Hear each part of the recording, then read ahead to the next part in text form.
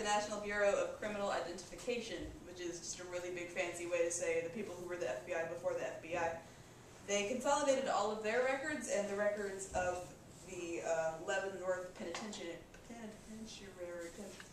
Leavenworth Prison into one giant file, which contained a database of 810,188 fingerprints. And ever since then, that number's been growing exponentially. I took forensic science in senior year of high school, and I absolutely adored it. And when I did, I realized that I found fingerprinting to be a really cool, interesting, and compared to all the other forensic things, very cheap way to look at things. So I'd like to talk to you guys today about fingerprints, the history of the FBI and fingerprinting, where they come from, the different aspects of fingerprints, and the application of fingerprinting so you guys can learn how to mess with your friends. So, like I said, in 1924, the Bureau of Criminal Identification and Leavenworth consolidated all of their files together. And back then, like I said, it was 810,188 fingerprints. Today, as of last year, according to the FBI, there are 47 million criminal fingerprints, which are just people who have been arrested, and 30.7 million civil fingerprints, which is people getting printed for jobs and other sort of things, driver's licenses.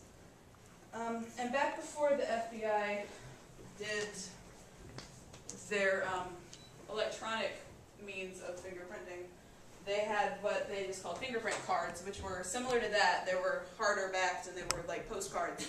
And they would mail them to you and get you to do it yourself and mail it back. And it took about a month, and it was really impractical, especially when they were trying to catch people for things and do kind of stuff. And in the year 1999, they came out with their fingerprint scanner and their computerized methods of doing things. So this is what you have, just a bigger version. And they just have this thing here that will scan the fingerprint and pull it up on a computer and compare the fingerprints taken to the fingerprints found at the scenes of crimes. So now that you guys know more about this, I'm going to talk to you about fingerprints themselves. Basically, there are 5 types of fingerprints. If you look at your fingers, you can kind of see it, but we'll get some ink on them and you can see it better. The most common kind of fingerprint, I believe, is the left loop. 34% of anyone's fingerprints are going to be a left loop. And the way you know it's a left loop is because this right here is the loop part, and it's facing left. A right loop is the same thing.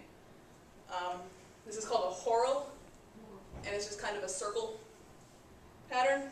This is an arch. You can tell it's an arch because it goes up. And this is a tinted arch, which is kind of like an arch, but it looks like there's a tint pole in the middle of it, so it's a higher arch. Only 3% of all fingerprints are arches and tinted arches. So if you have them, it's pretty rare. Don't get a delta confused with an arch, though. There are specific focal points on a whorl and a loop that are known as deltas and cores. In a loop, you have the core, which is where the fingerprint starts, and it moves out from there. And on whorls and loops, you have deltas, which are these little triangular things that are often off to the side. They're not arches, because arches are going to be in the middle. Loops are only ever going to have 1. Whorls can have a minimum of 1. They usually have 2 to 3. Rarely you'll see 3. But there's always at least 1 with those. And so, that's about it. What I'm going to get you guys to do now is pair off and get somewhere kind of close to ink. This is cool.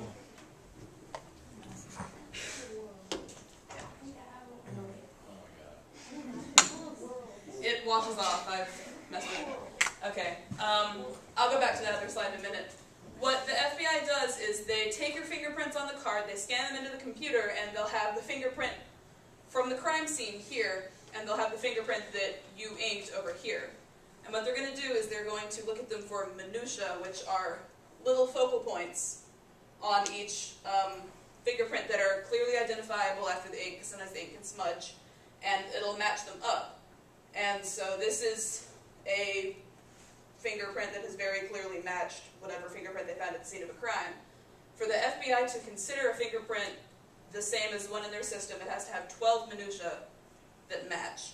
So basically it's just a really fancy way of saying the more matches, the more likely it is that the person has been the one at the scene of the crime. So some other countries do it a little differently. I think it was England has to have like 14, but they're really specific about what goes where and how close it matches. So really quickly, yeah, okay. If you guys are near 8, ideally, you should either be across from your partner or right next to them, preferably across from if you're on this front row. If you're back there, yeah, get closer. Find the 8 or make one. Okay, go over here.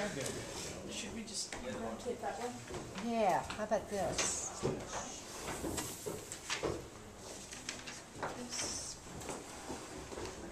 Ideally, the person doing the inking for the other person, the person who's going to be taking the other person's hand, should be standing. I was so plush. The person having their thumbprints or fingerprints inked should be sitting.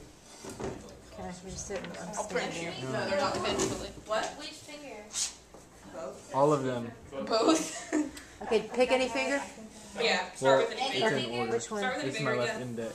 This is What the you're going to left. want to do is the person doing the inking, okay, you're going to, the person doing the inking, take your partner's hand, Yes. wrist, with your dominant hand.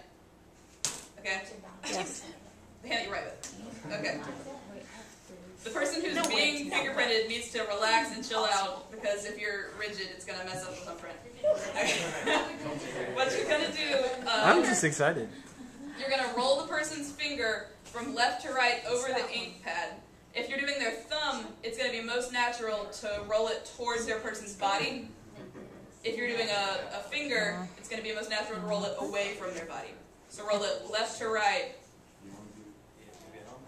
one way or the other. And then once you have it inked, Okay, roll it go. left to right Alright, on you the guys do. paper on the corresponding. I have been. Okay.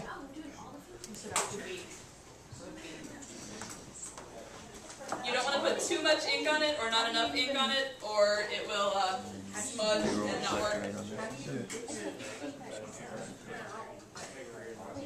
I've got some right swirls. I got some arcs, tinted arcs. Yeah. I got some And you tinted guys can arcs. switch and Or maybe. yeah. I got You some. gotta be really deliberate with it, or it'll. I got some light loop loops.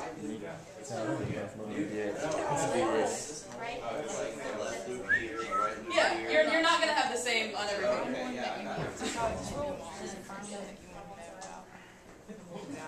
This one. This one. I think it's And really quick, if you guys can just keep doing whatever, I'll just close up. Jim Rohn, who's an American author, once said, "Character isn't something you were born with, and you can't change it like your fingerprints. It's something you weren't born with, and you have to take responsibility for forming."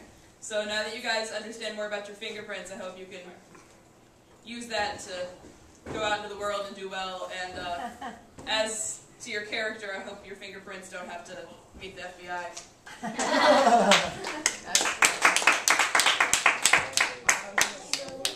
Hello. Wait.